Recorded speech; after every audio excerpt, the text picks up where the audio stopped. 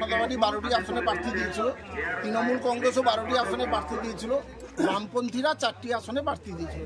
আমরা ভারতীয় জনতা পার্টি দেশপ্রাণ সমবায় সমিতিতে 12টি আসনে আমরা জয়লাভ করেছি। তৃণমূল কংগ্রেস শূন্য এবং বামপন্থীরা শূন্য। তৃণমূল কংগ্রেস অভিযোগ করেছিলেন যে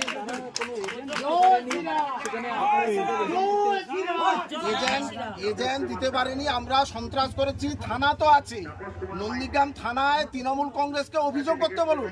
তার রাতে থেকে যদি আমরা সন্ত্রাস করে দিই, কতগুলো অভিযোগ করেছে, তাদের সাংগঠনিক দুর্বলতার আগে স্বীকার করুন।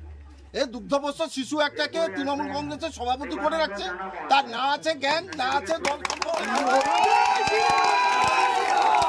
আগে সংগঠনটা বাড়ায়। আরে আমি এখানে সংগঠন করেছি, সংগঠন ধরে আমরা নন্দীগ্রামের সমস্ত সমবায় সমিতির নির্বাচনে জয়লাভ করতেছি। আমরা এখানে সন্ত্রাস করিনি। নন্দীগ্রাম থানায় আছে, অভিযোগ করুক না যে আমরা এখানে সন্ত্রাস করে জয়লাভ করেছি। আগে সংগঠনে তৃণমূল মন দিই, তারপরে জয়লাভের কথা ভাব।